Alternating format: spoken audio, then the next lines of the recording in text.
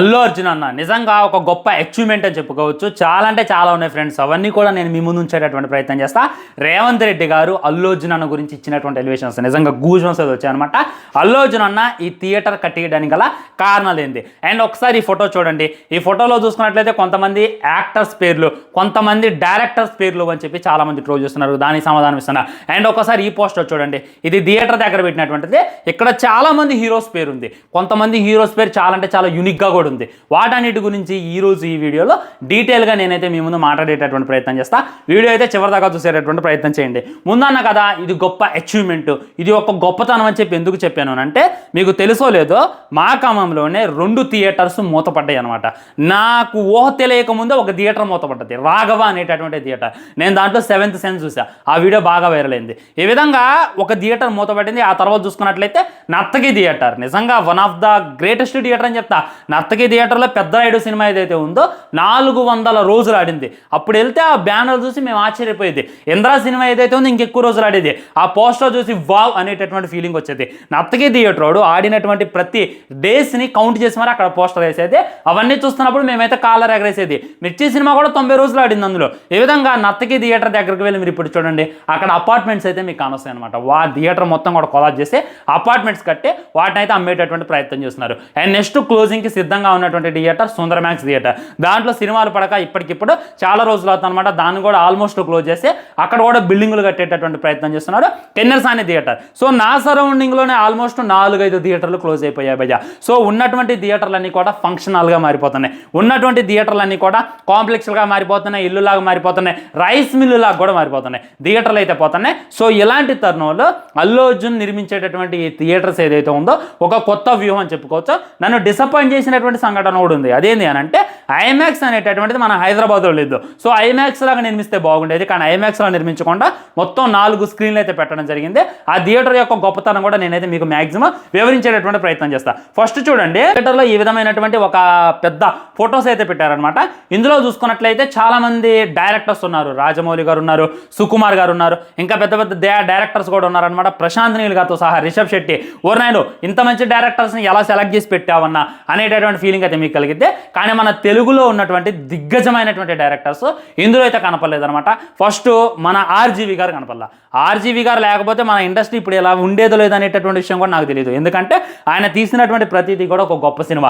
శివ ఉండొచ్చు, రక్త చరిత్ర ఉండొచ్చు, అండ్ చాలా అంటే చాలా గొప్ప సినిమాలు, చాలా అంటే చాలా అచీవ్మెంట్స్ అయితే ఆయన సాధించిండు.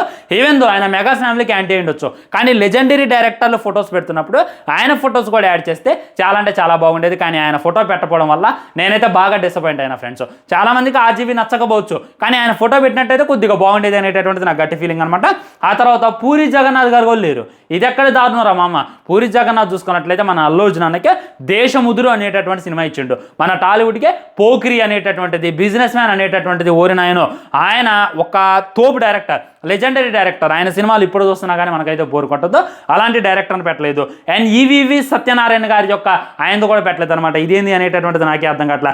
ఎస్వి కృష్ణారెడ్డి గారిది కూడా పెట్టలేదు అనమాట. ఈ విధంగా దిగ్గజమైనటువంటి 4-5 డైరెక్టర్ల పేర్లను అయితే మన అల్లు అర్జున్ అన్న వదిలిపెట్టిండు. మరి ఎందుకు వదిలిపెట్టిండు? దీని మీద అయితే తీవ్రమైనటువంటి విమర్శలు వస్తున్నాయి, తీవ్రమైనటువంటి ట్రోల్స్ వస్తున్నాయి. దానికైతే అల్లు అర్జున్ ఫ్యాన్స్ మా థియేటర్ మా ఇష్టం వచ్చినోడి ఫోటో పెట్టుకుంటాం, మీరు ఎవరు అడగడానికి అని చెప్పి అల్లు అర్జున్ ఫ్యాన్స్ అయితే చేస్తున్నారులే. కానీ అల్లు అర్జున్ ఫ్యాన్స్ ఒకసారి ఆలోచించండి. పూరి జగన్నాథ్ దేశముద్ర లాంటి మాస్టర్ పీస్ ఇచ్చిండు మనకి. శ్రీనివాట్లో అది కూడా లేదు. శ్రీనివాట్లో కూడా మంచి సినిమాలు ఇచ్చింది అనమాట. అలాంటి దిగ్గజమైనటువంటి డైరెక్టర్స్ ఫోటో లేపడం అయితే నిజంగా బాధాకరం అని చెప్పి నాకైతే అనిపించింది. ఇంత మట్టికి రాజమౌళి గారు అల్లు అర్జున్తో ఒక్క సినిమాలో కూడా పనిచేయాలి. అయినా కానీ ఆయన ఫోటో పెట్టారు. So legendary director, great director అని. మరి అలాంటి లెజెండరీ లిస్ట్లో ఖచ్చితంగా పూరి జగన్నాథ్ గారు వస్తారు. ఎందుకంటే పూరి జగన్నాథ్ గారికైనా రాజమౌళి గారికైనా గురువు ఆర్జీవి గారు. ఆయనది లేకపోవడం అయితే నిజంగా నాకైతే కొద్దిగా బాధనైతే గురి చేసింది. దీని మీద మీ కామెంట్ కూడా తెలియజేయండి. ఫ్రెష్గా నన్ను అయితే తీసుకోమాకండి. నాకు ఏదైతే అనిపించిందో అదే మాట్లాడుతున్నా. అండ్ ఒకసారి ఈ పోస్టర్ చూడండి. ఈ పోస్టర్లో మన హీరోస్ అందరి పేర్లు అయితే ఉన్నాయన్నమాట. చాలా అంటే చాలా యూనిక్గా, చాలా అంటే చాలా కొత్తగా ఈ పేర్లు అయితే పెట్టేటటువంటి ప్రయత్నం చేశారు. నాకైతే చాలా అంటే చాలా గొప్పగా అనిపించింది.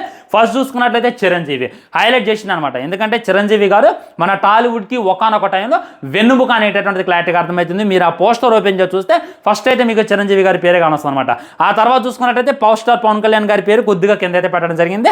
దాని కింద వెంటనే అల్లు అర్జున్ అనే పేరు పెట్టడం జరిగింది. దానిపైన వెంటనే రామ్ చరణ్ పేరు పెట్టడం జరిగింది. సో వీళ్ళు నలుగురు కూడా ఒకే ఫ్యామిలీ అనేటటువంటిది. వీళ్ళ నలుగురు పేర్లు కూడా ఆనిచ్చి పెట్టేటటువంటి ప్రయత్నం చేసిండు మన అల్లు అర్జున్ అని చెప్పి క్లారిటీగా అర్థమవుతుంది. ఇంకొద్ది కిందకు వస్తే ప్రభాస్ అన్న పేరు కూడా చాలా అంటే చాలా యూనిక్గా, చాలా అంటే చాలా కొత్తగా కానొస్తుంది. చాలా మంది మహేష్ బాబు పేరు లేదు అని చెప్పి ట్రోల్ చేయడం, కామెంట్లు చేయడం చూసా. కొద్దిగా కళ్ళల్లో ఆ కాము అనేటటువంటి తీసి చూస్తే కానొస్తుంది. జాగ్రత్తగా చూడండి. మహేష్ బాబు పూర్తి పేరు ఉందా లేదా, మహేష్ బాబు పేరు కూడా పెట్టడం జరిగింది.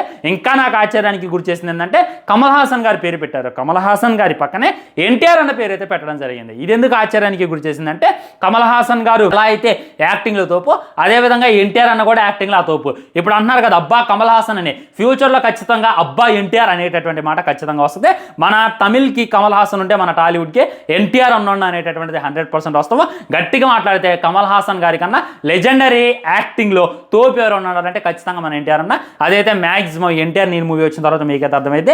ఈ విధంగా పోస్టర్లో కూడా చాలా అంటే చాలా యూనిక్గా దిగ్గజమైనటువంటి హీరోల పేర్లు అన్నింటిని కూడా ఫిల్ చేసేటటువంటి ప్రయత్నం చేసిండు.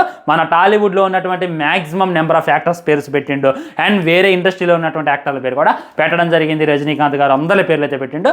నాకైతే ఇవి చాలా అంటే చాలా గొప్పగా, చాలా అంటే చాలా యూనిక్గా అనిపించారు అనమాట. ఇప్పటిదాకా ఎన్నో థియేటర్స్ ఉన్నాయి కానీ ఏ థియేటర్లో కూడా ఇలా పెట్టలేదు అనేటటువంటిది నా ఫీలింగ్ అనమాట. అండ్ ఈ థియేటర్లో చూసుకున్నట్లయితే 4 బిగ్ స్క్రీన్లు అయితే పెట్టించడం జరిగింది. ఒక్కొక్క స్క్రీన్ వెడల్పు వచ్చేసి 75 ఫీట్స్ అనమాట. 5 అడుగుల పొడవు, 75 అడుగుల వెడల్పు అయితే ఉంటుంది అనమాట.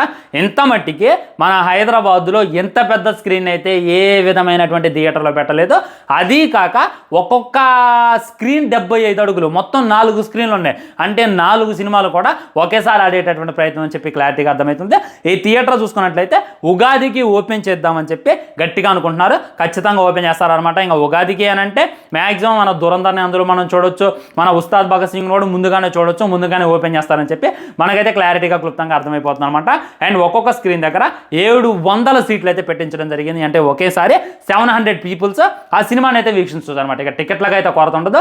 ఖచ్చితంగా ఫ్యూచర్లో ఇంకా అయితే ఒక పెద్ద థియేటర్గా మారబోతుంది అనేటటువంటి క్లారిటీగా అర్థమవుతుంది. సో ఈ తర్వాత మన అల్లు అర్జున్ అన్న ఎల్బీ నగర్లో కూడా ఐమాక్స్ని ప్లాన్ చేసేటటువంటి ప్రయత్నం చేస్తున్నారని చెప్పి క్లారిటీగా అర్థమవుతుంది. సో థియేటర్ బిజినెస్లో చాలా మంది క్లోజ్ చేసుకుంటుంటే వీళ్ళు ఏ ధైర్యంతో పెడుతున్నారని చెప్పి మీరైతే కామెంట్ చేయొచ్చు. భయ హైదరాబాదులో సింగిల్ స్క్రీన్ కన్నా మల్టీప్లెక్స్కి డిమాండ్ ఎక్కువ అనమాట.